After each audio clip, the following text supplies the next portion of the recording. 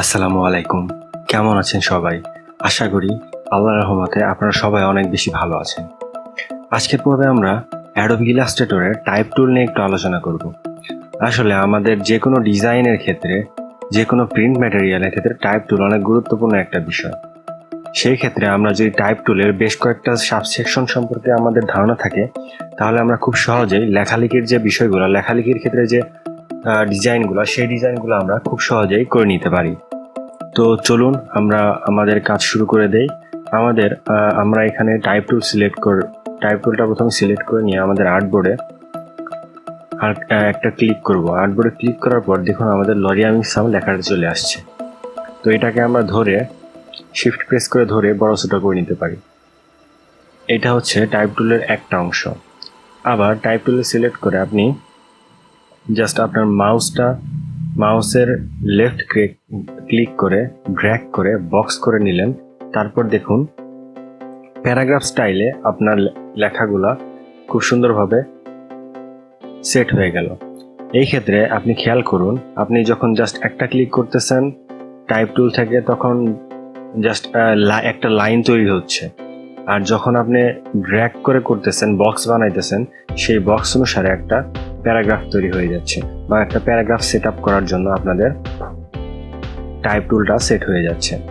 এখান থেকে আমরা যদি ফন্টটা একটু ছোট করে দিই, আমরা যদি এইগুলোর কাস্টমাইজের কথা বিবেচনা করি, তাহলে আমরা দেখতে পারবো আমরা এখান থেকে উপরে থেকে এটার কালার চেঞ্জ করতে পারতেছি। এখান থেকে কালার চেঞ্জ করতে পারবো, এখান থেকে অপাসিটি কমাইতে পারবো। লাইক অপাসিটি কমাই দিলাম, অপাসিটি বাড়াই দিলাম, ঠিকঠাক করে নিলাম। তারপর এখান থেকে আমরা এটা সিলেক্ট করে ক্যারেক্টার চেঞ্জ করতে পারি, যেমন ওপেন সেন্স থেকে আমরা লেটার করে দিতে পারি। তারপর রেগুলার দেবো, বোল্ড দেবো নাকি আইটালিক দেবো, কোনটা দেবো সেটা সিলেক্ট করে দিতে পারি। ফন্ট কমানো বাড়ানো করা যেতে পারে। এখান থেকে আমরা প্যারাগ্রাফ স্টাইল সেট করে দিতে পারি, যেমন আমি যদি এটা জাস্টিফাই করে রাখি, বোল্ড থেকে রেগুলার করে দিলাম। এখান থেকে আপনারা মোটামুটি এই বিষয়গুলো চেক করে নিলেন। চেক করে নেওয়ার পর আমরা এই অংশটা সাইডে রাখার পর আমরা টাইপ টুলের আরেকটা অংশ আছে, এরিয়া টাইপ টুল।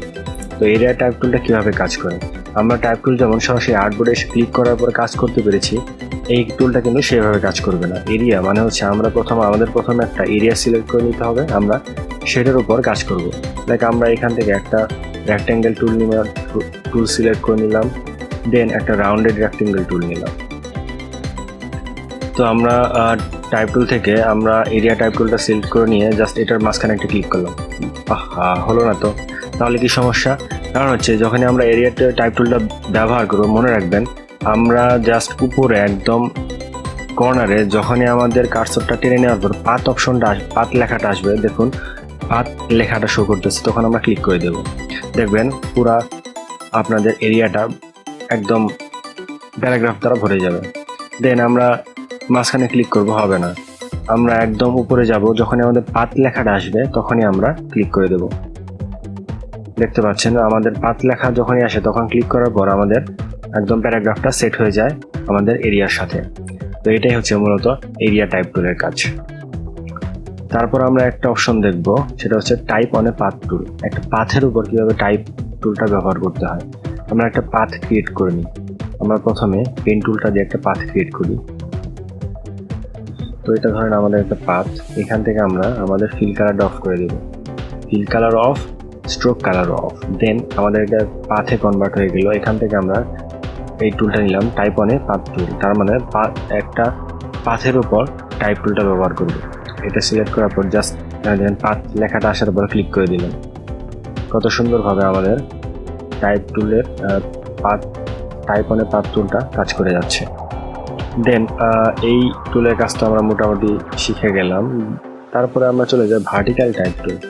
অনেক সময় আমাদের প্রয়োজন হয় লেখাগুলো ভার্টিক্যালি সাজানোর জন্য, সেই ক্ষেত্রে আমাদের এই টুলটা অনেক বেশি প্রয়োজন। যেমন আমি ক্লিক করে ড্র্যাগ করার সাথে সাথে লেখাগুলো ভার্টিক্যালি একদম সেজে গেল। দেন আমরা আরেকটা টুল সম্পর্কে দেখব, ভার্টিক্যাল এরিয়া টাইপ টুল। ভার্টিক্যাল এরিয়া টাইপ টুলটা কি? এখন একটা এরিয়ার ভিতরে আমরা যদি লেখাগুলোকে ভার্টিক্যালি সাজাতে চাই, তখনই আমরা এই টুলটা ব্যবহার করব। টুলটা সিলেক্ট করে আমরা আগের মতোই পাত লেখাটা আসার সাথে সাথে ক্লিক করে দিলাম, এটা ভার্টিক্যালি আমাদের হয়ে গেল। দেন আমরা আরেকটা কাজ করব, এখানে আরেকটা টুল আছে, সেটা হচ্ছে ভার্টিক্যাল টাইপ অন পাথ টুল। তার মানে একটা পাথ ক্রিয়েট করে নিই আমরা, একটা পাথ ক্রিয়েট করে নিব, একটা পাথ ক্রিয়েট করে নিলাম। এটা ফিল কালারটা অফ করে দেই, স্ট্রোক কালার অফ, একটা পাথ হয়ে গেল। এটার উপর আমরা এই টুলটা ব্যবহার করব। সরি, যখন পাথ লেখাটা আসবে আমরা ক্লিক করে দিব। দেখুন পাথের উপর ভার্টিক্যালি যেন লেখাগুলো সেট হয়, সেই জন্য আমরা এই টুলটা ব্যবহার করব। তারপর আসি আমরা টাচ টাইপ টুল।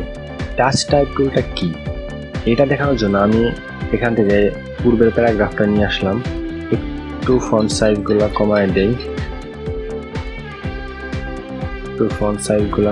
দিয়ে একটা ছোট প্যারাগ্রাফ টাইপ করি। হ্যাঁ, এখন আপনারা অনেক সময় নিউজ পেপারের মধ্যে এরকম দেখতে পারেন, যেমন দুইটা কলাম, এটা অল্টার প্রেস করে আমরা কপি করে নিয়ে দুইটা কলাম বানালাম। এখানে দুইটা কলাম, এগুলো আমি ডিলিট করে দেই। জাস্ট কিবোর্ড থেকে সিলেক্ট করে কিবোর্ড থেকে ডিলিট প্রেস করে আমাদের কাজ হয়ে যাবে। যেমন দুইটা কলাম, এখন এই পাশ থেকে একটা লেখা শুরু হবে। এখানে টাচ টাইপ টুলের কাজটা হচ্ছে, আপনি এই প্যারাগ্রাফের ভিতরে জাস্ট এই লরিয়ামের এলটাকে একটা ক্লিক করলে এলটা সিলেক্ট হয়ে যাবে। দেন এই কর্নারটা ধরে শিফট প্রেস করে আপনি যদি টেনে দেন, দেখুন জাস্ট এলটা বড় হয়ে যাচ্ছে। তারপর আপনার এলটা ধরে আপনার সুবিধা মতো আপনি সেট করে নিতে পারেন, অথবা একটু নিচের দিকে চাইলেও নামাই দিতে পারেন। সেই ক্ষেত্রে আপনাদের এই আগের ফন্টগুলো একটু সেট করে নিতে হবে। তো আমি নিচে নামাইতেছি না, আমি জাস্ট প্রথমে রাখতেছি, কন্ট্রোল জেড দিয়ে ব্যাকে গেলাম। তো আপনারা অনেক সময় লেখার ক্ষেত্রে দেখেন বা অনেক পত্রিকার ক্ষেত্রে দেখেন, জাস্ট প্রথম যে লেখাটা সেটা অনেক বড়ভাবে সিলেক্ট করা থাকে বা বড় করা থাকে। আবার এখানে যদি আমরা আবার একটু দেখাই, এলটা ধরলেন, জাস্ট বড় করে দিলেন, তারপর আপনি নিজের মতো করে পজিশন করে নিলেন। তো এইটা টাচ টাইপের কাজ হচ্ছে, আপনি যে কোনো একটা পয়েন্ট সিলেক্ট করতে পারবেন, এটাকে নিজের মতো করে বড় করে দিতে পারবেন যতটুকু আপনার লাগে। আপনি একটা করে ধরতে পারবেন, যে কোনো একটা, যেমন এল ধরতে পারবেন, এম ধরতে পারবেন। এখান থেকে আপনার যেই লেটারটা ধরতে মন চায় ওই লেটারটা ধরে আপনি কাস্টমাইজ করতে পারবেন, মানে বড় করে নিতে পারবেন। এটা হচ্ছে টাচ টাইপের কাজ। তো টাচ টাইপের কাজটা কিন্তু আমার কাছে ভালোই লাগে। তো আপনাদের কেমন লাগে অবশ্যই আপনারা কমেন্ট বক্সে জানাবেন। আর আজকের টিউটোরিয়ালটা কেমন হলো সেটাও অবশ্যই জানাবেন। সাথে সাথে আপনার যদি মনে হয় এই টিউটোরিয়ালগুলো দেখে আপনার ফ্রেন্ড বা আপনার ফ্যামিলির কেউ অথবা আপনার পরিচিত ব্যক্তিবর্গ কেউ কোনো রকমভাবে উপকৃত হতে পারে, তাহলে অবশ্যই তাদের সাথে শেয়ার করবেন। আর অবশ্যই চ্যানেলটা সাবস্ক্রাইব করে দিতে পারেন।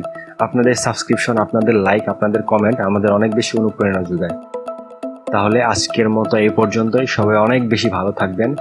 এই করোনা প্যান্ডেমিকের সময় সবাই সেফ থাকবেন, সবার জন্য দোয়া করবেন এবং চেষ্টা করবেন যাতে মাস্কটা এনশিওর করা যায়। আপনি মাস্ক পরবেন এবং অপরজনকেও মাস্ক পরার জন্য উৎসাহিত করবেন। ধন্যবাদ। আসসালামু আলাইকুম।